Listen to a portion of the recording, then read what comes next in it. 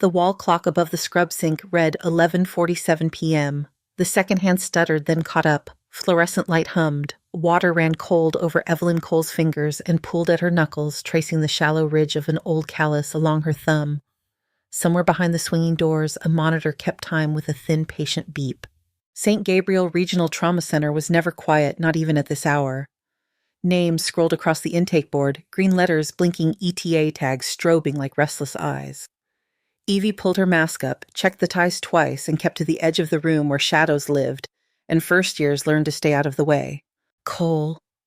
The voice was clipped salt on glass.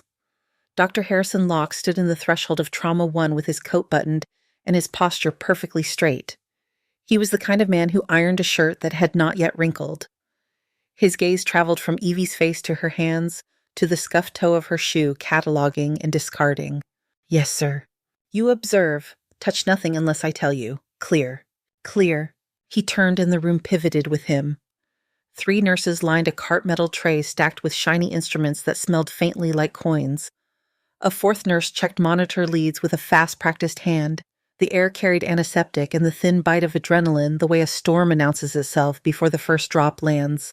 The doors sighed, and the paramedics arrived with a pale young man whose shirt was cut down the middle, pressure dressings already soaked through. The gurney jolted against the rails, and the young man groaned from a place far below language. The paramedic talked fast. Male, mid-20s, single GSW, right lower quadrant, exit posterior. Pressure is 90/60 dropping. Heart, 130. Let's open, Locke said without looking at anyone. He snapped his gloves on every movement, unhurried in a way that made everyone else hurry. Scalpel. The belly opened. Dark blood welled at once thick and warm, and the suction sang as it caught the pool and carried it away in a steady stream. Retractors pulled skin and muscle apart. The light concentrated into a circle, a small sun on wet terrain. Evie anchored herself just outside the sterile field hands behind her back, eyes moving in a clean pattern. Quadrants within quadrants, sources and shadows. She watched Locke's hands, confident, methodical. His angle on the liver gave him 3 bleeders to control. She could see a 4th that hid behind the posterior edge, 2 finger breaths from his clamp. From where he stood, the reflection off the pooled blood would make it seem like nothing was there. Pressure's 85/55, said anesthesia. The monitor's tone slid a quarter step lower and seemed to take the temperature in the room down with it. Evie took 1 step in. Doctor, if you retract slightly and shift the liver medially, there is a posterior bleeder near the edge. Locke did not look up. You observe Dr. Cole? Yes. She settled back. The suction cleared the field, filled again, clearing and filling like breath. Evie watched the shallow pulse of the vessel she could see and felt it echo in the pad of her thumb where the callus lived. She could measure time that way, the way a musician holds tempo without counting. 80/50, anesthesia said. Locke repositioned. The tip of his instrument flashed and then paused. His clamp found purchase where there had been only shadow. The bleeding slowed to a stubborn ooze, then held. Pressure edged back up. 82/53. He closed in silence. Nurses moved like tides in and out, wiping, counting, handing, taking. Metal clicked. Tape whispered. When the gurney rolled away, the floor showed a constellation of red dots that led toward the door and then vanished. Locke stripped his gloves one hand, then the other, and gave Evie the kind of look that felt like a weight before it felt like a gaze. You were right, he said. Do not contradict me in my OR again. Clear, clear. He left without waiting for a reply. The doors closed behind him with the soft sound of a secret. The resident lounge was a box with a couch that had seen too much coffee and not enough sleep. At the sink, Evie washed her hands again as if the water might decide to tell her something new. The stream hissed against steel. In her pocket, something shifted. The edge of a cool disc peeked up, then slipped. A chain flashed and a silver dog tag slid free, clinked against porcelain, and skittered toward the drain. Her hand shot out and caught it before it fell. The metal bit cold into her palm. Words on it had been rubbed down by time and habit. She tucked it back into breath steady, then turned off the tap. You always scrub like you are about to cut, said a voice by the door. Dr. Maya Shaw leaned on the frame with a paper cup pinched between 2 fingers. She was a 3rd year with sleeves rolled and eyes that missed very little. The corners of her mouth carried something like a smile, but not quite. I like clean hands, Evie said. Maya stepped in and handed over the cup. Coffee. You will need it. Also, you do not stand like a 1st year. You scan a room before your feet stop moving. Evie sipped. It was hot and thin and perfect. I watch anatomy videos. Helps me see angles. Videos do not teach where a vessel hides in light glare. Maya's eyes went to Evie's pockets as if she had felt the tremor of the dog tag from across the room. You called that posterior bleeder without flinching. Lucky angle, Evie said. She set the cup down. I should check post-ops. The hallway felt narrower than before. Wheels hit the grooves in the linoleum, and the sound traveled ahead like a small scratch. 2 second-years walked past, voices pitched low, thinking low would hide them. She told Locke where the bleed was. He was furious. The other one said, maybe she studies a lot. They laughed a brief, brittle sound. Evie kept walking. On the glass wall of the conference room, she caught her reflection in double. The coat made her small. The fluorescent lights made the hollows under her eyes deeper. In the mirror, she looked like a person trying to be smaller than her hands knew how to be. Locke waited near the corner where the corridor narrowed. He stood with both hands in his pockets as if nothing in the world could touch him that he did not allow. He looked past her first, then at her, then through her. You have been here 6 weeks, he said. Yes. Your notes are adequate. Your bedside manner is acceptable. Your skill level does not match a first year. Evie kept her face relaxed. I work hard. This is not about work. It is about the way your muscles decide before your mind does. His voice dropped so only the tile could hear the echo. Where did you train? University of Washington. 2 years as ER nurse. The words were the same words she had used before, smooth from repetition. That is what your file says. He took 1 small step closer. The air cooled 1/2 degree. I know what muscle memory looks like. If you are hiding something that endangers my patients, I will find it. I understand. They stood there the way 2 chess pieces stand over an empty board, aware that the rules are old and that someone always sets the clock. He waited for something that did not come. He left again without another word. Evie returned to the sink that knew more about her than anyone in the building. She opened the tap and let the water numb her fingers until they went from red to pink to the color of the gloves she wore. She flexed each finger, steady. A monitor somewhere changed pitch and then corrected. The room seemed to breathe with it. The overhead speakers popped. A voice pushed into the air, brisk and without panic. Trauma alert. Scaffold collapse at a warehouse off Federal Boulevard. Multiple incoming. ETA 4 minutes. The water ran for 1 beat more and then she shut it off. The clock above the sink still read 11:47 p.m., or maybe it had made a full circle and come back to the same place. Evie dried her hands. The paper towel rasped against her skin and left faint lint on her fingers. She put the dog tag deeper into her pocket so it could not slip again. She looked once at the intake board as names began to populate one after another like stones breaking the surface of a river. She moved toward the doors. The monitors in trauma hummed a steady rhythm. Her sneakers made no sound. The automatic doors opened with a hiss, and a gust of cold night air followed the first gurney in. Rain still clung to the wheels of the first gurney. Boots squeaked. Someone tracked concrete dust across the blue tile. The paramedics' radio hissed as he called out details.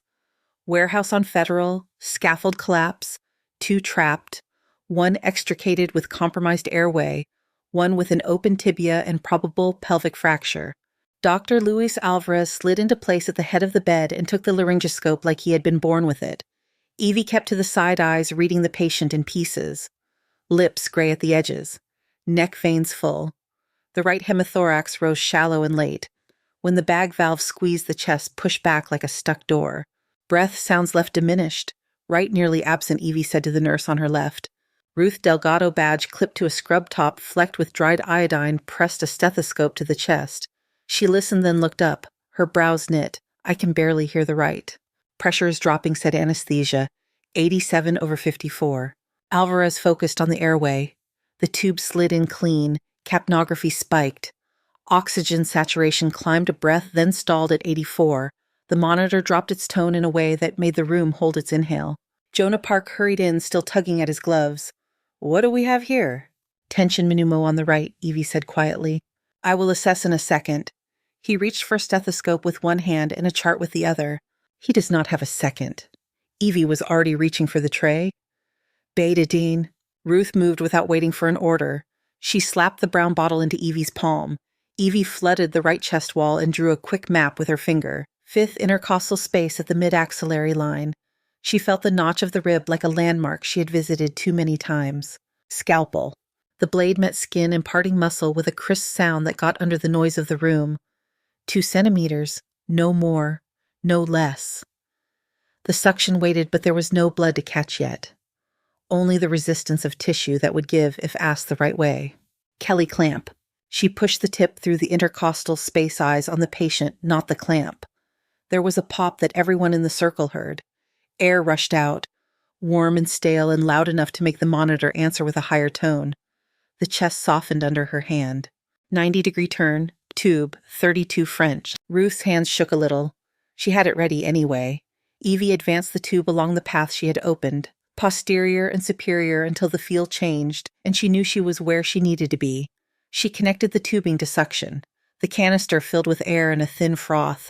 The right chest moved with the left for the first time since the gurney rolled in. Sat up to 91, said anesthesia, pressure stabilizing, 89/56. Evie took a breath that felt like the first one she had taken all night. The tube needed to be secured. She asked for a needle driver and silk. Her hands settled into a rhythm she did not have to look at to follow. Interrupted horizontal mattress, 3 stitches. Even spacing that would hold against a violent cough or a stumble in the hallway. Ruth checked her watch without thinking about why. Later, she would say it out loud because the number insisted on living in the air. 41 seconds from decision to tube, she said softly, mostly to herself. Jonah stared at the tube, then at Evie's knots. How did you tie that so fast?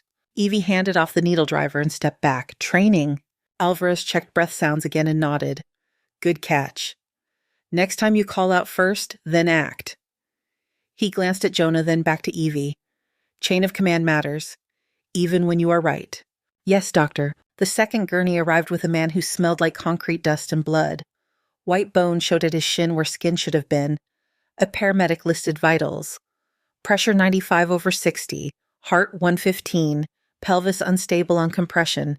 Evie wrapped the leg with a pressure dressing while Ruth packed gauze around a bleeding edge that refused to listen. Maya appeared at the foot of the bed and took over the pelvic binder with the kind of efficiency that made the paramedics fall back in relief.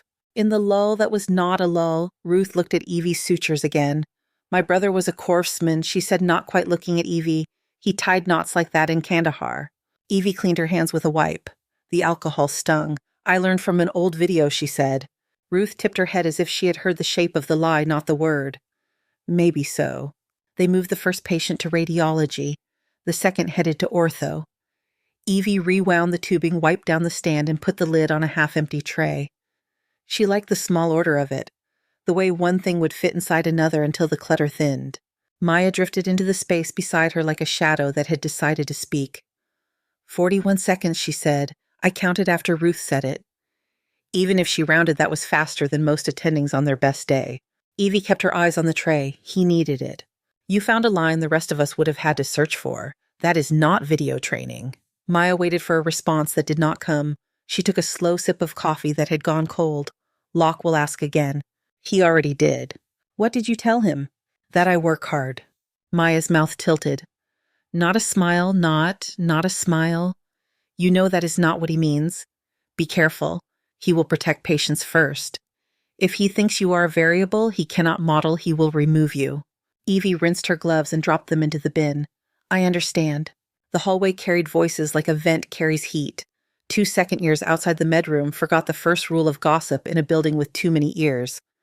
She placed a chest tube like she was tying her shoes. The other answered Locke is going to eat her alive if she keeps freelancing. Evie stepped past without looking their way. The scrub sink waited like a calm surface. She opened the tap and let the water go cold again. It beat at the knuckles where the callus lived. The sound at the edges of her hearing smoothed into the steady monitor tone that meant stable for now. Behind her soft steps, the air shifted before the reflection formed on the steel. Dr. Harrison Locke stood where her eyes would find him if she raised her head. His coat hung straight. His tie had not shifted an inch since the start of the shift. He did not look at the water. He looked at the leftover gravity in the room. I saw your sutures, he said. Evie closed the tap. They will hold. They are not standard. He did not smile when he said it. He did not frown. Where did you learn that pattern? In a workshop. Fast closure techniques. Workshops do not put that spacing in your hand. His voice softened in a way that did not make it less hard. What you did might have saved a life. Do not confuse that with permission to move outside your lane. She met his eyes. They were clean and dark like new asphalt after rain. Understood. He studied her for one count past polite. He looked down the hall as if he could see through walls. Then he took out his phone. He stepped away as he spoke into it with the kind of quiet that carried farther than a shout. She could not hear the words. She did not need to. Alvarez leaned in from the doorway of Trauma 2. Cole. Good work. Next time, say it to the room before your hands move. We do this as a team. Yes, doctor. He left as quickly as he came. Maya stayed. She watched Evie for a moment. Then she reached out and touched the edge of Evie's sleeve light as a tap on a metronome. You have a tell, she said. When you are about to act, you stop blinking. Evie found a smile that did not travel far. I will work on that. Do not, Maya said. Just make sure the right person hears you when you act. The overhead speakers cracked and took the room with them. The voice from dispatch had dropped the extra air. Mass casualty incident. Multi-vehicle collision on I-70 during hail. 9 patients incoming, 3 critical, all available surgical staff to trauma. A hush moved through the corridor and then broke. Shoes started again, carts clicked, gloves snapped. Evie slid her hands into a fresh pair and felt the powder stick to her skin before the nitrile warmed. The clock above the sink said a time she had already seen and would see again. She tucked her hand into her coat pocket for a heartbeat and touched cool metal. The dog tag sat quiet against her palm. Back in the bay, the lights looked brighter. The air smelled like rain that had come inside. Ruth rolled a crash cart into place. Maya tied her hair higher. Locke stood in the center and began to assign teams. Evie moved to the edge where the rhythm was easiest to hear. The first siren reached them as a thin line and then became a body as the doors opened. The doors parted and cold night air rode in with the first siren. Hail clung to jackets. The gurney wheels left a wet track that turned the floor into a map of small rivers. Dr. Harrison Locke stood at the pivot, voice steady and precise. He pointed and people became teams. 3 critical, he said. Team 1 with Maya take Bay 1. Team 2 with Alvarez Bay. 2. Park, if you are not scrubbed into ortho by now, you will be in Bay 4. Cole, you are with Alvarez. Assist. Yes, sir. Evie moved to Bay 2. A woman lay there, early 40s, abdomen taut and tender skin waxy under the light. Dr. Luis Alvarez read the belly the way a mechanic reads an engine. Probable liver lack, he said. Vitals are soft. We need a second line. Cole, give me a 16 gauge. Evie placed it fast. Blood hit the bag and warmed the line. She secured the tape and then felt the pull in the air that meant another gurney had entered the room. The sound of the wheels was heavier, the breath inside it wrong. She lifted her eyes. A young man rolled past the open door of Bay 2 with a length of steel rebar thrust in through his right chest. The metal was rust-colored and wet. His lips had gone the gray of used rainwater. His neck veins swelled with each shallow breath. The monitor clipped to the gurney showed a pressure that was sliding and a heart that was running out of road. Who is on that? Alvarez said. Ruth Delgado answered from the hall. Martinez is in surgery. Park is scrubbed into ortho. No attending free. Evie felt the temperature shift around her skin. The woman in Bay 2 groaned, but her pressure held a thin line. The man on the gurney would not hold anything for more than a handful of minutes. The decisions stacked themselves like instruments on a tray. Cole Alvarez said, "We move this patient to the OR now." Evie looked at the woman's vitals and then at the man's chest as he passed the threshold to Bay 3. The rebar had entered low and tracked back toward the heart. The pattern told a story even before imaging could. Tamponade. Maybe. Probably. Almost certainly. Dr. Evie set her voice even. He is losing the window. Your patient is here, Alvarez said. I will get him back into 1, she said. She stepped out of Bay 2. Bay 3, she called. I need a thoracotomy tray. Rib spreaders. Internal paddles on standby. 4 units of O negative. Now. People looked at Locke.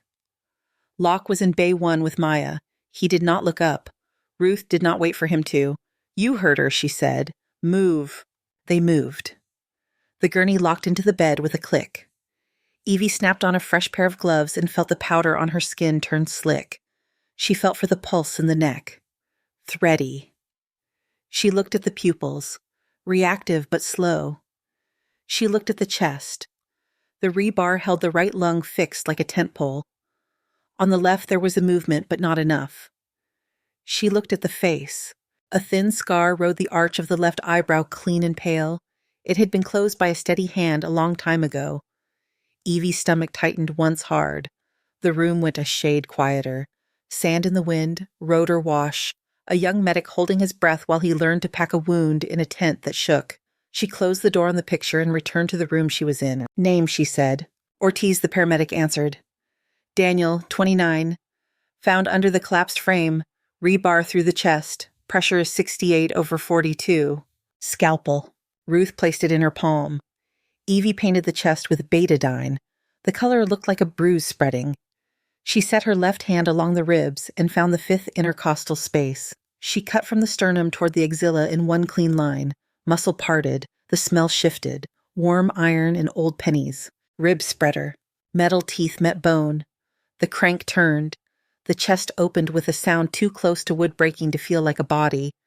The lung lifted and fell like a trapped animal. The pericardium swelled dark and tight. The heart inside it looked like a fist clenched too hard for too long. Pick up and scissors. She lifted the pericardium and cut a small window. Blood surged out in a slow, heavy pour and filled the cavity. It was dark and thick and patient. The monitor answered with a higher tone as the heart pushed against less weight and found room to move. Pressure ticked up a little, 72/48. Evie slipped 2 fingers under the pericardium and felt the surface of the heart. Warm, slick, alive. The beat tugged at her fingertips. There was a place on the right ventricle where the wall leaked with each contraction a small spurt that looked harmless until a minute later when it would not be. 3-O-proline and a pledget, she said. Small needle. Ruth had it ready before the sentence finished. Evie laid the pledget across the wound and placed the first stitch. The needle found purchase and came back through precise and shallow. She tied the knot without looking at the knot. Her eyes stayed on the pulse under her fingers. Second stitch, third.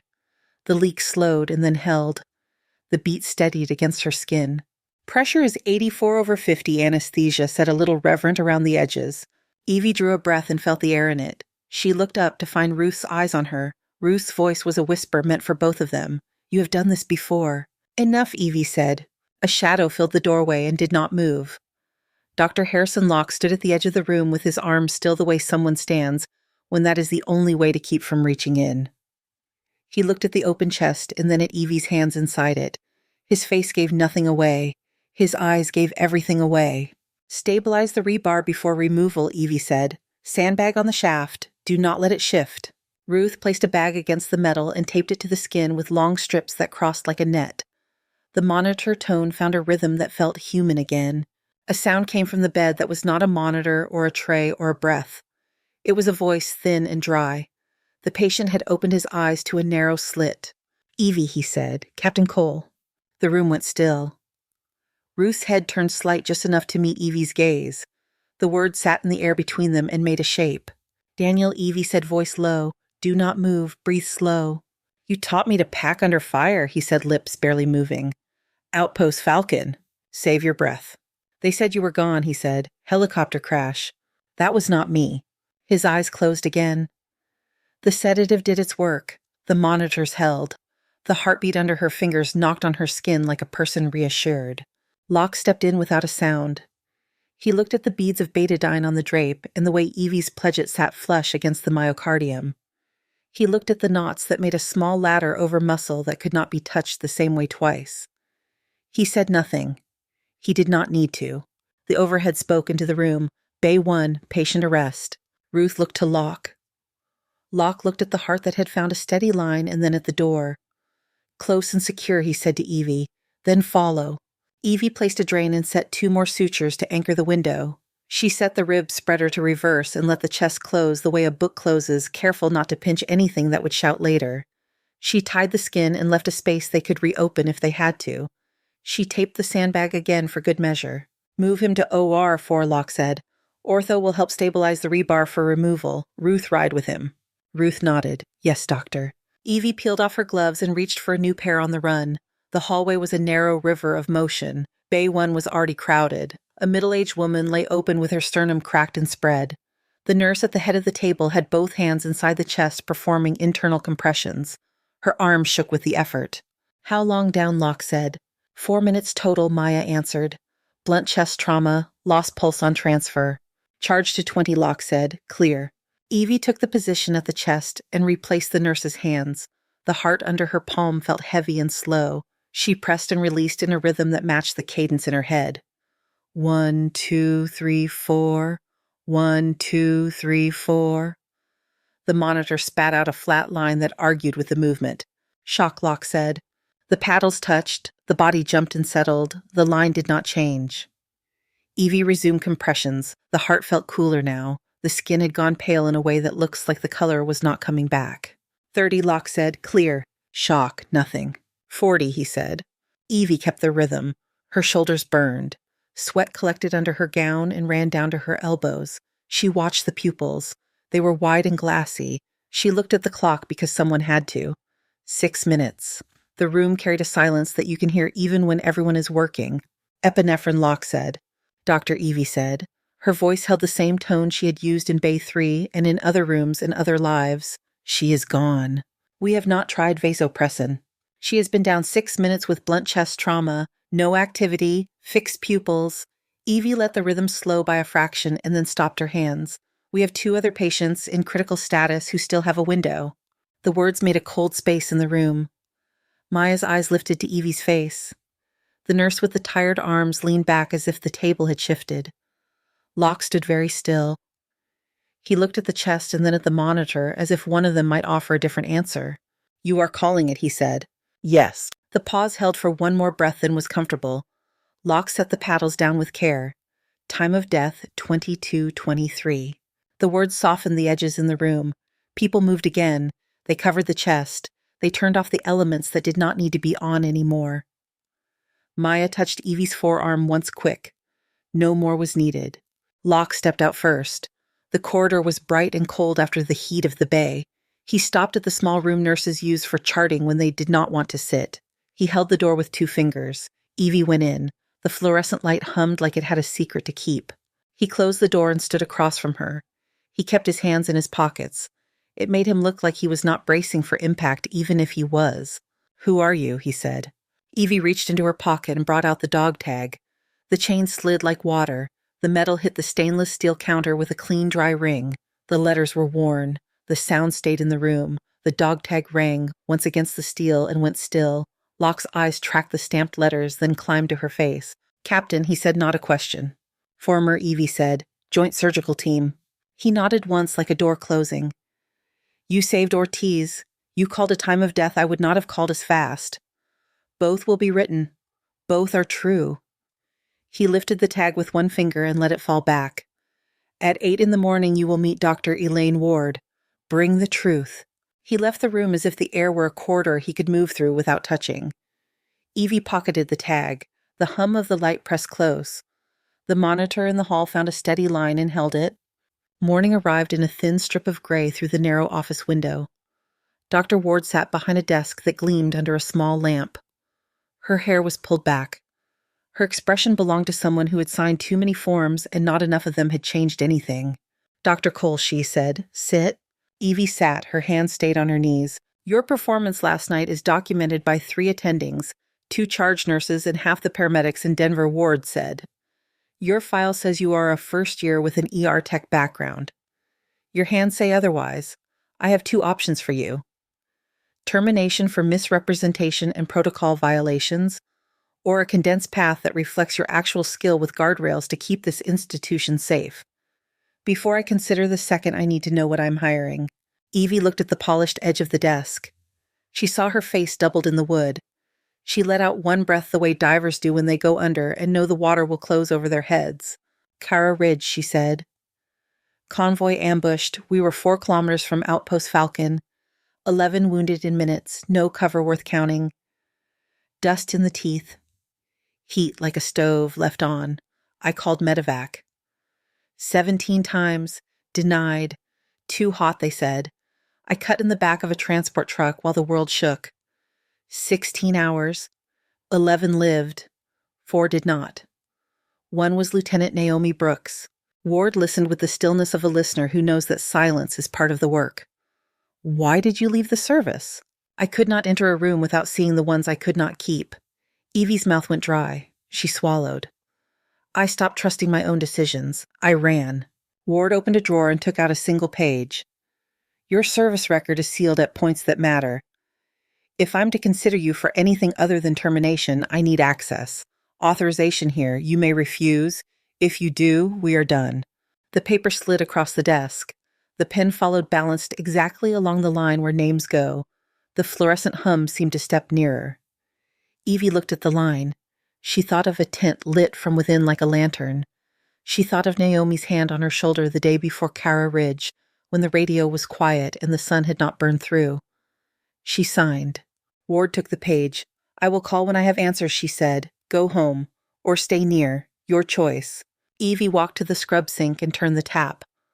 Water ran over her knuckles and took the smell of betadine with it. She watched drops collect at the corner of her wrist bone and fall in a pattern that calmed something behind her ribs. The clock above the sink read a time that came back like a tide. She turned the tap off. 2 days later, the phone rang before noon. Ward's assistant asked her to come. The office was the same shape of light. Another chair was occupied. A man stood when she entered. He had a soldier's spine and a civilian jacket. His hair had gone gray at the edges without asking permission. Colonel Thomas Whitaker, he said, retired. Former chief of surgery, Landstuhl, board member here. Evie nodded. Sir. He took his seat and set a folder on his knee. Ward folded her hands on the desk. I reviewed the sealed report from Cara Ridge, Whitaker said. I also reviewed 3 additional incidents linked to the same command. Delayed medevac requests, denials to avoid footage of helicopters under fire. Your testimony initiated the investigation that revealed a pattern. The delay that cost Lieutenant Brooks her life was not a battlefield decision. It was optics. Evie felt heat like embarrassment and cold like relief move through her at the same time. She had to look down to find the floor. You could not have saved her, Whitaker said, quiet. Not with that delay. The board that reviewed your actions agreed on that point without dissent. The room made a small space around the words. Evie stared at her hands and watched a tremor ripple and stop. She could not feel her jaw for a moment, and then she could again. Ward slid a document across. Here's the offer if you want it. Accelerated pathway. 12 months competency-based, not time-based. You teach trauma integration in the sim lab. You submit to monthly psychological evaluation. You step out when you are compromised. If you lie to me again, we are done. Do you understand the terms? Yes, Evie said. Do you accept? Evie saw the chest wall lift and fall under her hands in Bay 3. She heard the words time of death and remembered who had said them and why. She pictured the faces of nurses who had stood straighter after a shift because someone showed them how to move faster without breaking. She placed her palm on the page like a promise and signed. She left the office into a corridor that smelled like coffee and hand sanitizer. The cafeteria was full, trays clattered, conversations overlapped and made a kind of urban birdsong. Evie stood near the coffee urn, spun the handle, watched the dark stream fill the paper cup. The room quieted at the edge, and then the quiet rolled inward. A man in a wheelchair came through the doorway with a brace on his right leg and the careful energy of someone who had decided to take each foot of distance as a small victory. A woman pushed a stroller behind him. The baby slept with her mouth open the way babies do when the world is safe for a moment. Daniel Ortiz found her in the crowd without looking. His face opened with a look a person earns the first time he breathes without pain. He rolled until the front wheels touched her shoes. Dr. Cole, he said, it is good to see you in daylight. Daniel, she said, you should be resting. Physical therapy signed the slip. He tapped the knee of his brace with 2 fingers. This is my wife, Anna. This is Sophia. Evie leaned in. The baby's breath smelled like milk. A small fist opened and closed as if catching a dream. Evie pulled back and met Daniel's eyes. They were clear. His skin had color again. What you did, he said, voice steady. In Helmand and here, I cannot repay. I can only name it. He raised his hand slowly to his temple. It took work. The salute was crisp anyway. A nurse from ICU stood up at a table near the window and returned it. A paramedic by the door did the same. The security guard at the corner. 2 orderlies. Ruth, who had walked in for a coffee, lifted her hand too. The room held that angle for a handful of breaths. Evie felt the back of her neck warm and her eyes sting the way they do when a muscle has been used too long and then relieved. She raised her hand and answered. The chain in her pocket tapped against her leg. The moment loosened. The hum returned. Voices returned. Daniel lowered his hand. Thank you, he said. Evie nodded. Words would not have fit right. Ruth stepped to her side and bumped her shoulder with the softest part of her hand. You planning to keep that dog tag in your pocket forever? Not forever, good, Ruth said. The sim lab doors were open when Evie passed. She looked in without stopping. Mannequins lay on tables under bright lights. A staffer arranged tubing on a cart. The room carried the neutral smell of plastic and bleach. She pictured a circle of residents standing shoulder to shoulder while a second hand chased their breath. She pictured a timer on the tray and a number that meant the difference between late and in time. The page came over the speakers again with the old familiar pop before the voice. Trauma alert, industrial explosion in Commerce City, multiple incoming, ETA 3 minutes. Cart started moving. Voices sharpened. Evie poured the rest of her coffee down the sink and set the cup in the trash.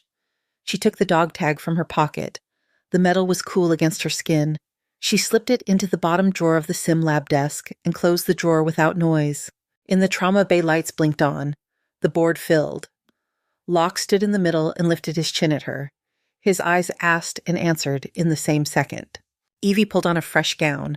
The powder on the gloves caught at her skin and then warmed. The monitor tones lined up like a metronome. She took her place at the edge of the field where she could see the whole room and the piece of it in front of her. The doors parted. Night air moved in. The first gurney crossed the threshold. Morning light came in clean through the glass of the simulation lab. The room hummed like a quiet machine. Plastic torsos lay under sheets. A cart of tubing and clamps sat ready. A timer waited on a tray, face turned up like a small coin. Evie Cole pulled on gloves and looked at the circle of residents gathered around the table. 16 of them. The air smelled like new nitrile and bleach. She set the timer beside the mannequin's right chest and spoke without raising her voice. We are aiming for 41 seconds from decision to tube. Fast enough to beat the clock, precise enough to be worth it. She placed her fingers along the ribs, found the fifth space, and nodded to Ruth Delgado, who held the bottle of betadine. Prep. They moved like a team that had practiced until the moves no longer looked like practice. The blade kissed plastic and the sound still felt sharp. Clamp pop rush of air from the tank that mimicked a collapsed lung. The tube slid in and the line filled with bubbles. Evie tied sutures with even spacing. The timer blinked at 42. She clicked it off and did not smile. Good, she said. Again. By the third rep, a left-handed resident named Kim reached the target clean. Evie stepped back and let the group lean in around her. She watched their faces and not their hands. She could see when a mind was about to go blank and when a mind had already made the cut before the fingers moved. Afterward, the lab loosened into chatter. Maya Shaw leaned on the edge of the table and shook her head in that way that meant she was pleased and would not say it out loud. Dashboard updated last night, Maya said. Mortality and high acuity trauma has been trending down since winter. Ward grinned at a spreadsheet. It was unsettling. Evie set the needle driver down and let the silence do the rest. Ruth wiped the tray and then touched the timer with the back of her knuckle. 41 is a mean little number, Ruth said. I did not know a number could feel cocky. Evie peeled off her gloves. It reminds us we are not as fast as we think. Speak for yourself, Maya said. She was smiling by then. Ward wants a write-up for the state registry, integrating field techniques and damage control principles. She used the word replicate, and I did not laugh. The lab phone rang. Evie picked it up and listened. She nodded once and hung up. Department of Defense, she said to Maya and Ruth. Consult request. Update to medic curriculum. They want to sit in on the next lab. Maya lifted an eyebrow. You going to make them wait with the students or give them front row? Same row, Evie said. The cafeteria smelled like coffee and cinnamon rolls by 10. The board on the wall credited a bakery in Aurora. Evie took a seat near the window with a stack of charts and a cup that steamed. On the far side of the room, a group of paramedics compared bruises from last night's industrial explosion as if they were comparing weather. Their laughter carried a stale warmth that made the room feel safe. Dr. Luis Alvarez dropped into the chair across from her with a groan. He placed a folder between them like a truce. Your program, he said. It is making my residents cocky. They are allowed to be confident if they can back it up. They are backing it up, he said. He rubbed his eyes with thumb and forefinger. I saw a second-year call a posterior bleeder by reflection alone. I told him to slow down, and he argued with me. He was right. You told him. I told him he was still supposed to say it to the room before moving. Alvarez looked at the window. Locke says I'm getting soft. I think Locke is getting human. Evie sipped coffee. It had gone a little bitter, and she liked it that way. Her phone buzzed on the tray. A photo filled the screen. Daniel Ortiz had sent it without a caption at first, and then the words followed. The image showed a toddler with dark hair taking a lurching step between a couch and a woman's knees.